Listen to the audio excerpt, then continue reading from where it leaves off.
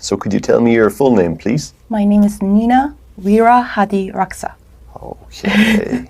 I'm not going to ask you to spell that. I'll just write it here. All right. So yeah, are you working or are you a student? I'm currently a university student and I'm off book at the moment.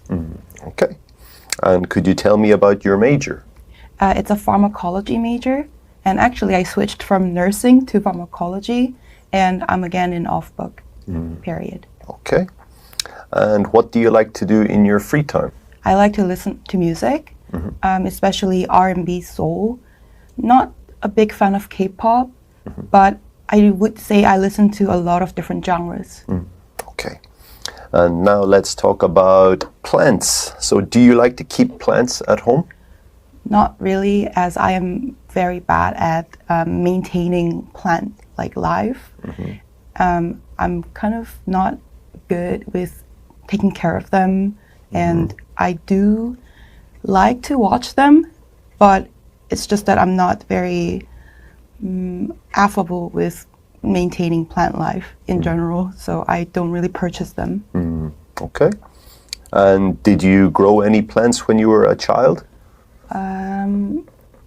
Not that I remember, but I do remember that in my house there were many different types of plants, like really big ones, for example, like massive ones that my mom used to keep, but not really of my personal favors or like my own. Yes.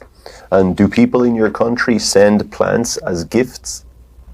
In Korea, I think they do gift plants when, for example, a new business opens up and it's being staged, for example, for like an opening event in new business industries. People do send gifts, like the plants as gifts for celebrating the new start of their career. Okay, great. Now let's talk about social media. So do you use social media? At the moment, I am currently using Instagram, but only with the purpose of contacting my friends on a direct message. And do your friends use social media? Yes, Instagram. Not many of my friends use Facebook. I think it's outdated these days. I do know that they have a new name called Meta, but personally, I'm not really a fan of Facebook or Twitter, so I'm only using Instagram at the moment. And what do people often do on social media? I think they scroll down on what's called Reels. It's a short form of video that actually does lure people into scrolling down for a massive time period. It's interactive, sometimes intuitive.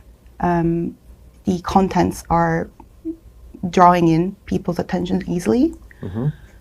And I also do think they post their personal lives on what's called a feed. It's like their own kind of personal platform in the social media platform. Yes. And do you think you spend too much time on social media? Not really. In my view, I spend more time on going out.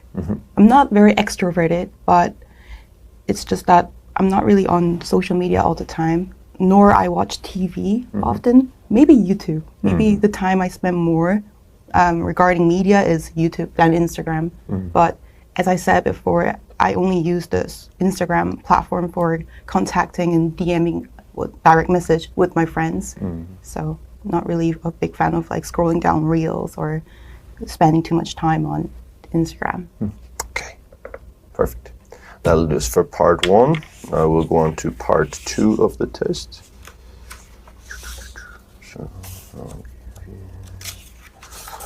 Here is your question. So now I'll give you 1 minute to do some note taking. You can make notes on the paper, all right? So you can begin now. Okay, that's 1 minute now. Okay, so could you describe a city that you think is very interesting? To me, Tuscany in Italy is the most interesting city and the most known city for nurturing and for its scenic nature. And I personally enjoyed traveling to the city because it did give me this embracing feeling of that I was being welcomed. And I went to this trip for a e-biking trip from school when I was in 10th grade.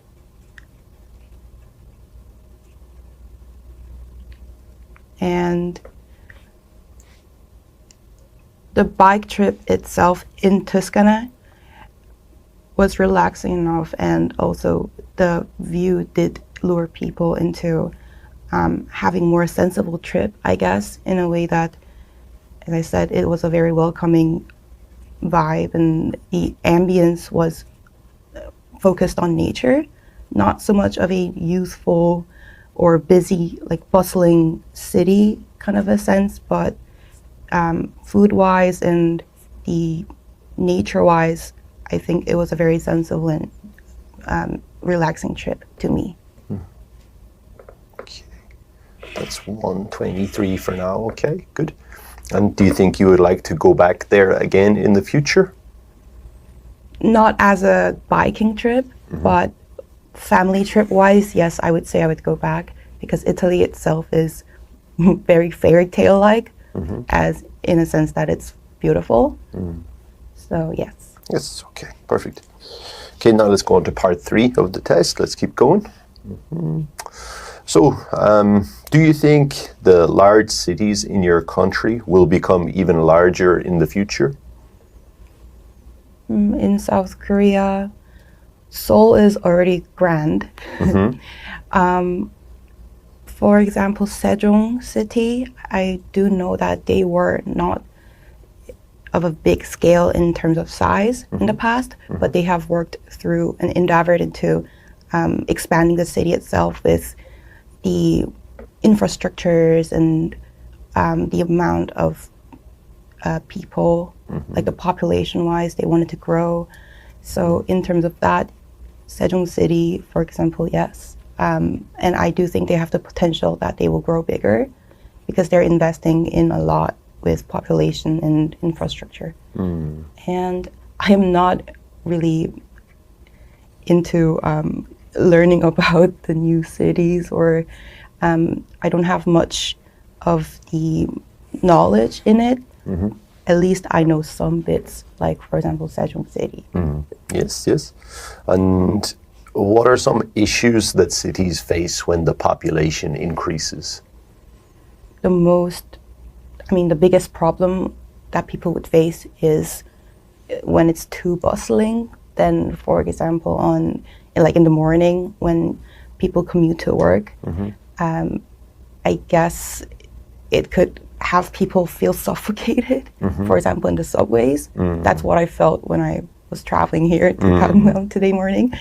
And I know it's a massive problem in Gimpo airport line that people do feel suffocated, and some people faint on the way to work. So if the city gets too crowded, I think that's one of the biggest problems. Is there anything that governments can do to ease these issues? It's easy to say that, we can expand the subway lines, but it's not an easy piece of cake to just plan it and then have it work, because you have to plan a lot to have one subway line to expand. So I am not really sure about how the government would plan through making the betterment in the subway line being like crowded in the morning, or even after work times when people go back. But in terms of how the city would be like overcrowded, I think that's what makes the city not in a good form. Yes, yes. And do you think most elderly people like living in a large city or in the countryside? I think it's solely on personal preference, because some elderly people, they do like to live in bustling cities. Like, for example, in my own feeling that I would really want to live in a bustling city in the future when I get older. But of course, people like my mom, for example, she likes to live in a calming, more calm cities, like rural areas. But I think it only depends on the personal preference because people, some people like to live in urban, but also the other people like to live in rural areas. Yes, yes, indeed. And what advantages can tourism bring to a city? That it has a lot of things to do in a way that you can plan your trip more easily and you can go to more of the tourist attractions that is of a famous platform. Yes, yes. And are there any downsides to tourism in a city?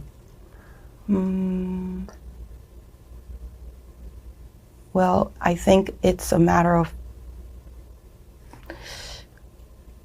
that city's limit of providing that tourism service to people. Like if they are not very busy or developed, then I think that city is not much, it doesn't have much of the tourist sort of attraction